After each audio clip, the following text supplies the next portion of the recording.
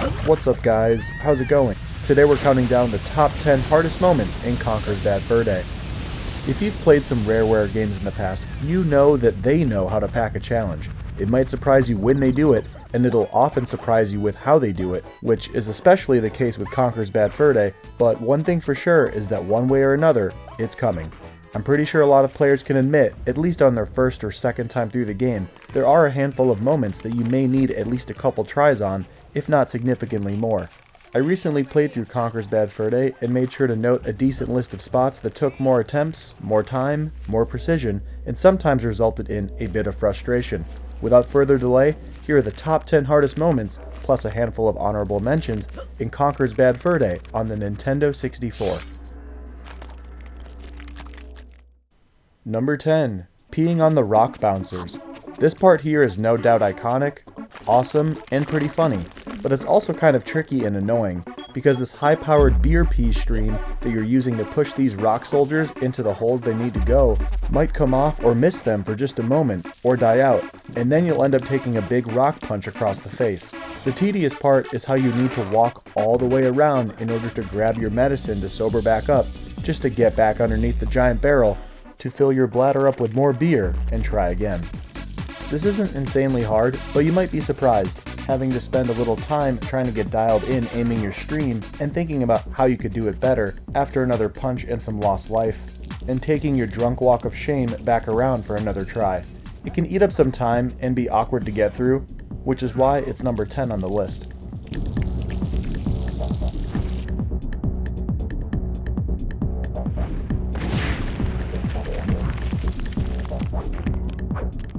Number 9. The spooky path leading to the mansion. Let's talk about the pathway leading to and from the gigantic spooky mansion. These are technically two different moments, but they occur in the same place, before and after the bulk of this chapter. Going up the windy, spooky path with these skeleton worm things can be kinda tricky, and it's super deadly, since each throw means you're off the edge for another lost life, and back at the beginning for another try. All it takes is one grab and you're off, having to try again.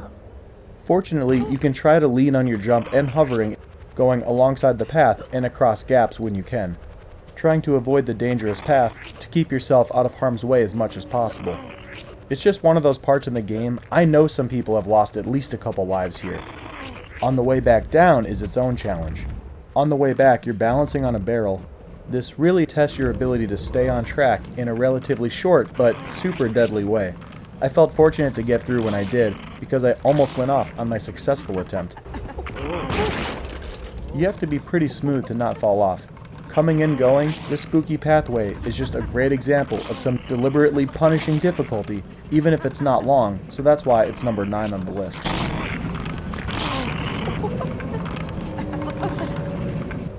Number 8. Bomb Walk. One of the last things you have to do in the dinosaur caveman theme of Ooga Booga is walk a big sizzling bomb for this mafia boss to the center of this whole place, and drop it before it blows up in your hands. There are some things in your way, so you've got to be swift with your pace, and unfortunately it may take you a few attempts before it completely occurs to you that you really can't stop for anything at all. I guess once you understand you don't stop, that kind of makes it foolproof, but there's bound to be a couple of deaths as you try to get this challenge down, with some explosions coming painfully toward the end that you'll always remember. You have to keep things moving, and you have to be swift and precise with the way you're walking, which is why it's number 8 on the list.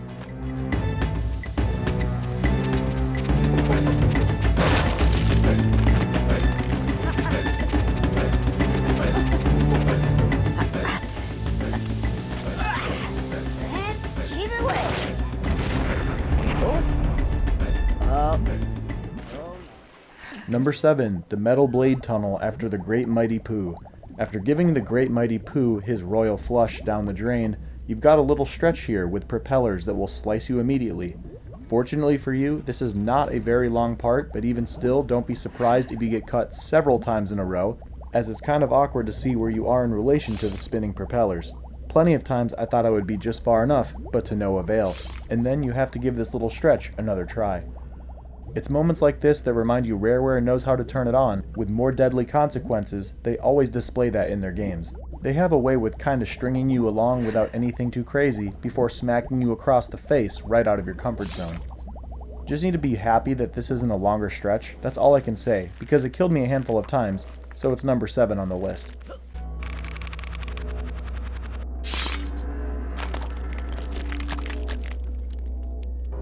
Number 6, Zombies and the Three Keys. On the way out of this giant vampire-dwelling, horror-inspired mansion, the front door requires you to track down 3 keys. It shows you where one is at a time. It's up to you to try to recognize where it is, and then do your best to go get it. A big part of the challenge is these zombie animals are lurking around, so they can chomp away at your health over multiple encounters, if not straight up overwhelm and not let you escape with the wrath of a couple zombies at once. You have to use your shotgun to aim at their heads to clear the way. Once you pick up a giant key, you no longer have the hands free to take fire with your weapon, which means you're completely vulnerable to the lunging zombie attacks.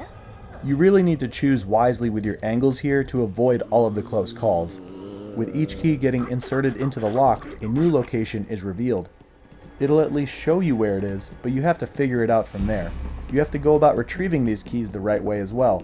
On the third key, you have to pull down the lever to Conker's left before grabbing it, otherwise you don't have a safe way down. My biggest gripe with this section is when I died on the second key, where you venture outside. It kept my location off toward the hedges, but the sequences themselves reset, like this wall that was supposed to stay up in order to make your way back into the mansion, but it was down as if I never grabbed the first key. So even though I thought I had a checkpoint, I had to kill myself by jumping off to start the 3 keys thing over from the beginning, and that's pretty annoying. Took some time, and that's why it's number 6 on the list.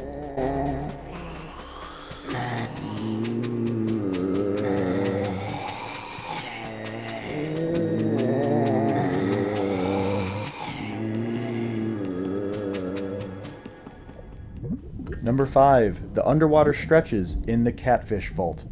I got turned around a few times, chomped up by the fish. There are some long stretches between air bubbles, and it's not always obvious where the next one is, so drowning when you're swimming around lost isn't a super great time, and neither is starting over for multiple attempts on that long stretch. It's definitely not an awesomely fun part of the game, it's more just tense and kinda tricky because you're trying to figure out where to go, but always on the cusp of drowning.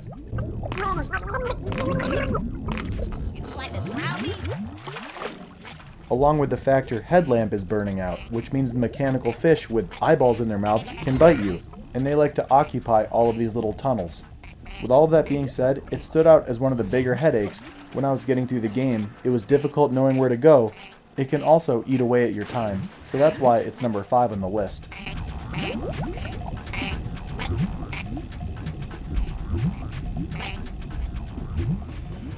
Number 4 is the hoverboard lava race. I think a lot of players would agree that this is a real contender for one of the hardest challenges in the game, and I know for a fact that some people feel it's the hardest. When you're racing to catch these ooga booga guys to reclaim your cash, things get pretty dicey and intense out here on this lava race course. This is one of those moments that requires a real adjustment to how you've been playing. This isn't like anything else in the game. It's like some F-Zero speed out here with these super fast hoverboards. But unlike F-Zero, direct hits into the wall are immediate deaths. And these little turns and maneuvers can really come up quickly. Fortunately, it's a short lap, so it gets pretty easy to remember the handful of things you have to do. However, that doesn't take away from the fact that it does have to be pretty precise. And then on top of that, things get changed on your last lap, which is a pretty rude surprise. You have to nab the last of these thieves on this altered course before eventually making the final jump, which has to be perfectly down the middle to avoid smashing and starting the whole race all the way over. The gameplay shows how fast this is, and I know it could be argued higher. There's no doubt that a lot of racing game practice would help make this feel more manageable. You have to keep things tight in order to get through this game's one and only Battletoads-esque vehicle section.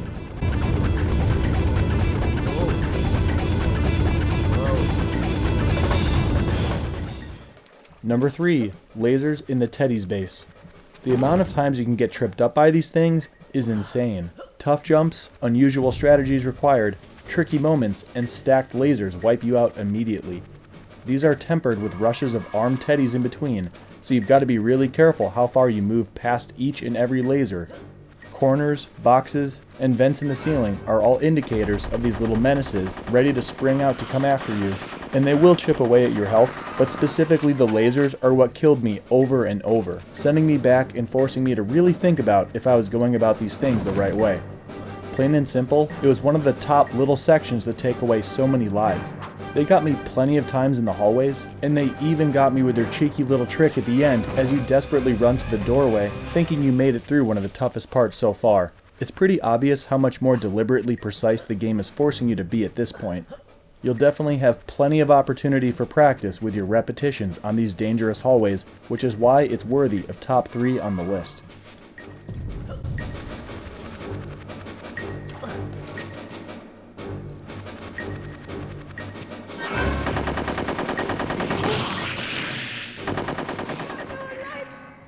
Number 2, the alien fight.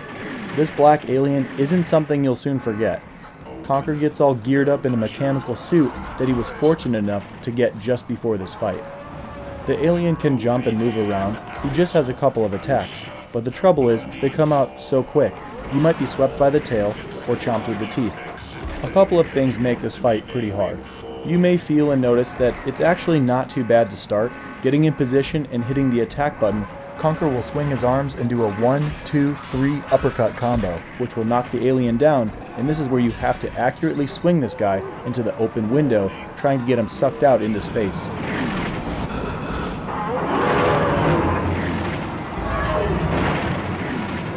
The real trouble here is that you have to do it 3 times, and by the 3rd time, it can seem absolutely ridiculous to land your punches to stun this guy.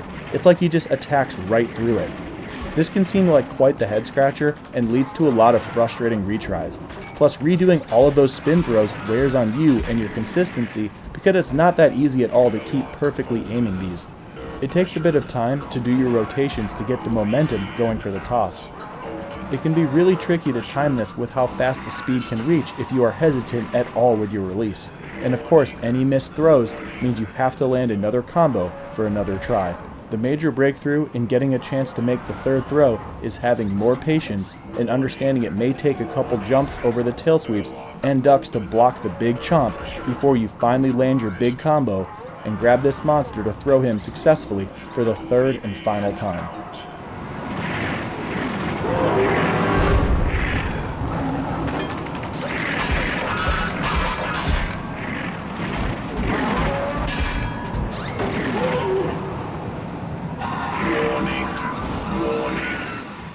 Alright, before we get to number 1, here are 6 honorable mentions. The Barn Boys boss.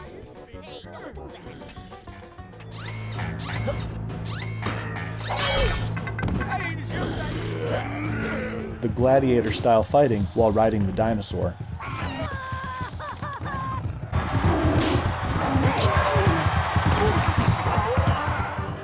Grabbing the villagers to feed Dracula as a bat.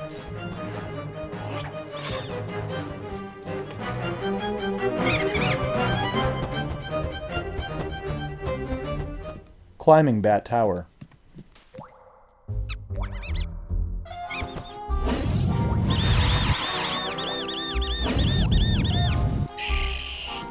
The multiple tank sections.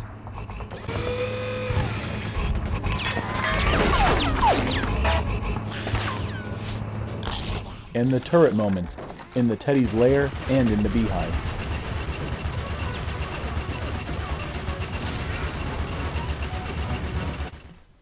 Here we are at the top of the list. Number 1, the final section, escaping from the Teddy's base. To put things simply, these bazookas are bad news. I'm honestly embarrassed by how many times I died on this section, but you really can't make many mistakes on this last rush to escape to your waiting boat on the shore. For quite a while at first, I thought for sure that I'd be too difficult of a target to hit if I just ran for it. Jumping and running, I figured there's no way they'll be able to hit me while I'm moving around like this. Surely after multiple attempts, this has gotta end up being the overall fastest way through.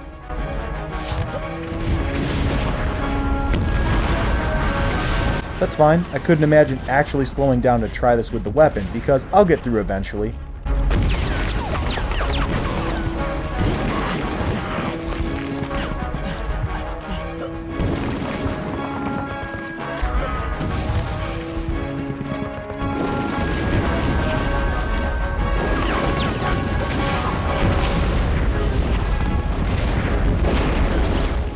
So, at some point, I had to swallow my pride and play the level as the devs intended, where you need to aim your large, extremely heavy bazooka at 9 well-placed teddies out here. And that may not sound like a lot, but when they are placed strategically, with great aim, at the damnedest of angles, you're probably going to find yourself spending some time with a challenge like this. It just gets so messy and punishing out here, figuring out the best approach and where everybody's at, where exactly they can hit you from, and of course, figuring out the best way to get where they can't, and then managing to return fire before they shoot you while they're in your scope.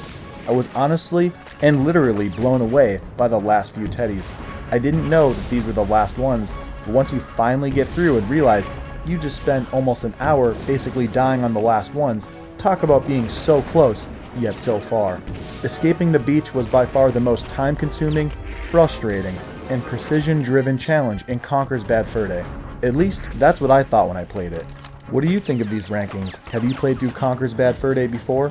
Any hard parts you would argue into the top 10? If you want to see some more top 10s, more N64 videos, or plenty of other NES, Super Nintendo, Sega Genesis, and GameCube videos, I hope you check out the channel, and I look forward to seeing you in the next video. Thanks so much for watching, and I hope you have a great rest of your day.